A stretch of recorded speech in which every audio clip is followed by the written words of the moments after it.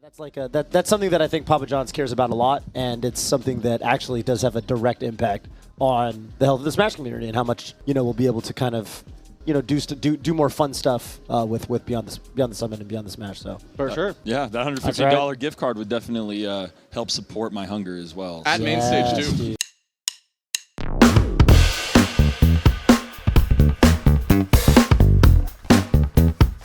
Yeah. I don't even like the option tech there. I think it's not good. You think you just take a hit? I think at 120 though, you kind of have to. If you use lower percent. Like 3 people you just don't want to play, period. Yeah, but at least you get to play them when you're cold, if you're already like, you can warm up for the other sets that are maybe in your mind a little more in contention. True. Yeah. He's guaranteed to not play them like in gauntlet or bracket. True. The club is actually so high level with and that. at percent and stuff too. Like he was willing to like try and shine off for something that's super high percent, but then no one F smash is a like optimal kill at that percent. Yeah. I get it. Yeah.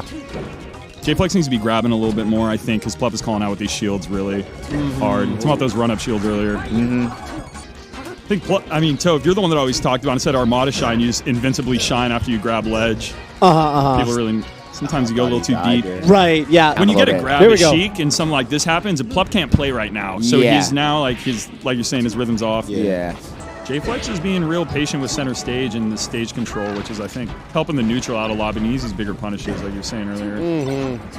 J-Flex was the guy that sent Moki to lose. I mean, no, J-Flex is positive against, like, 2 of the top 5 seeds here. Like, he has some wins. Yeah. This is the most competitive summit by far I've seen since I started playing with the whole field, like J-Flex, Ralph, like there's a lot of good players here. It's a good little time. This will be a good one. These two have been playing quite a bit lately on net play and such. Yeah, like on a How have those games been now? J-Flex been saying they've been going pretty good. I mean, nobody like just washes Wizzy or anything like that, but they've been some pretty competitive games and stuff. So I'm excited to see. Even forward tilt, right? Yeah. So jab reset gets ASDI'd so much, but then you have your jab into instant F tilt like you're talking about. That's one of the big pickups. J-Flex is pretty good at. Yeah, J-Flex talks a lot about reacting with shields. Against a lot of Falcon aerial, especially stomp and stuff. So if the CC becomes a big issue and Wizzy starts stomping, I'd look out for a lot of the like run-up reaction shields. Just shielding, yeah. Because you did save on an SD where you were already doing something. It's not like he SD'd. You know what I mean? Yeah. I mean, at the same tempo. He just needs to hit that tech chase right there. He just can't drop that. He needed to hit that tech chase.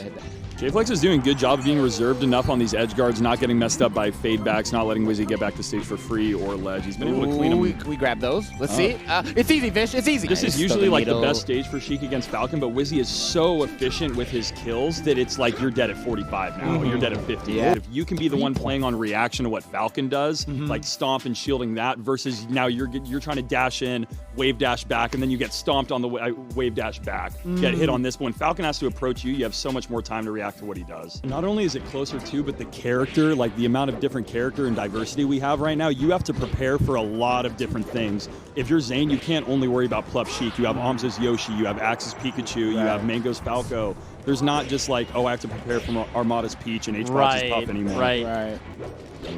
So right there, you can get the platform tech chase if you waveland as Sheik no matter what, unless they like tech in place spot dodge. We were talking about Sheik from behind earlier, but Sheik with a lead like this is where she thrives. She'll start picking back air here, there, pick up a grab finally, keep on this percent. Especially in this matchup.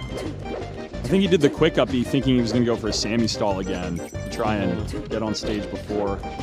It's hard to make it as ambiguous, too, as something like Yoshi's at points, though, because with Yoshi's, the top plat and side plats, you can get to both of them quickly from, like, kind of the same area, but it's clear if you're above the side platform on Dreamland to the right, left, above, you don't have as many options to be able to land in the same spot. You'd love to just KO Sheik off the top so you don't have to rinse repeat anymore. Yeah, exactly. And then you also get to charge your needles while not limiting any positioning, because a lot of the time when you get a kill off the side, you can get your needles charged, but it might not be in the position you want them, like stage-wise.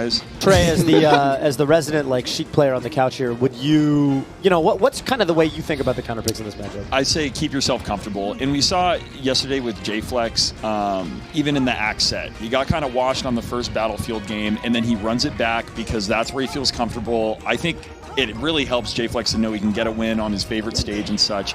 I mean, we're talking about Sheik Dittos and Battlefield. So, at the end of the day, you're playing the same character. It's not like there's a necessarily wrong answer, but... Yeah, I think a stage like Yoshi's, if you're really trying to juggle and shark and give them limited space of the stage to like kind of move around, I think that can be really good. It really depends how you want to play it. Obviously, FD has what FD has. So it's more personal preference than anything. You can do the down throw at the DI off stage. You can double poof it. Right, is what right, you yeah, do. You do the double runoff poof at the really low percents if they DI off. One of Pipsqueak's better Falcon wins that he was pretty proud of was a set over Crike while he was in the pound area. So this is definitely one of the matchups that he likes. And also Falcon. Pip also did really well versus Grab recently. They've labbed a lot of stuff too that I've heard other Marth players. I don't know the exact specifics, but I know that Kadoran has pushed this matchup a bit to himself. Yeah, I've always felt like Kadoran was definitely one of the leading Marths in this matchup.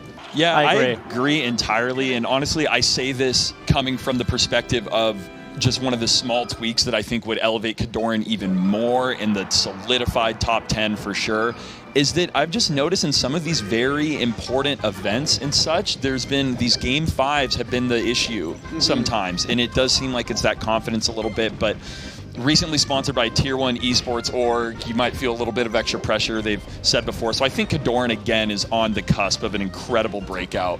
They just put a couple things together, like you were saying with the Wizzy Game 5. Yeah, it seemed like he was posturing in a weird position considering how high above the ledge Kadoran was and how close already. I think you could just go out there with like a full hop up air and try and, threaten that, back air or something.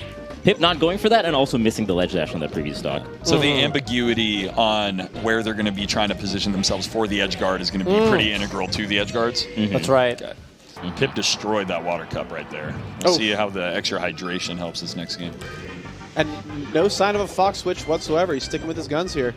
Yeah, I respect that too. Because they've been playing this for a while, and it's clear that they want this as a very genuine secondary, especially with a character that has a different jump squat. Certain characters can be a little easier to switch between, like Sheik and Fox, like we see with Leffen, for example. Yeah. But that jump squat makes it so much easier to make a mid-tournament switch. And you're so right, Vish, about these low percent combos, though, against Marth, and those are the ones that really matter to pick up. The quick rising, instant up airs, and then you can link that into so much. I mean, even the F-tilt to get off stage, a little custom. Going for like a high-tech skill thing like the invincible ledge dashes. If you mess them up, it's a huge reversal. And taking Marth to Dreamland, that's kind of what you're banking on. You're going to combo him and get him off stage, but you're going to have to finish it. Whereas some of the other stages, you can kind of naturally finish the combos with the KO a little bit easier. A little smirk. You see that? Definitely. Kadoran's happy. He says, I'm playing better today. Trey, his tournament is not over yet. Oh, the second I saw that smirk, I knew it was brewing. Yeah.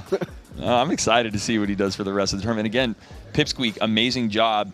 It's incredible you can beat H-Box and out losers round 1. That just tells you the level of competition at an event like this. The openings per kill being right next to Kadoran's face makes it look like he's just happy about it. It's like 4.6. 4.6. Nice. It makes sense that his punish game on a secondary is the best one because that's the easier part to practice, and then that neutral game needs to catch up a little bit to the level of play that they're at. Yeah. But his combos are definitely great.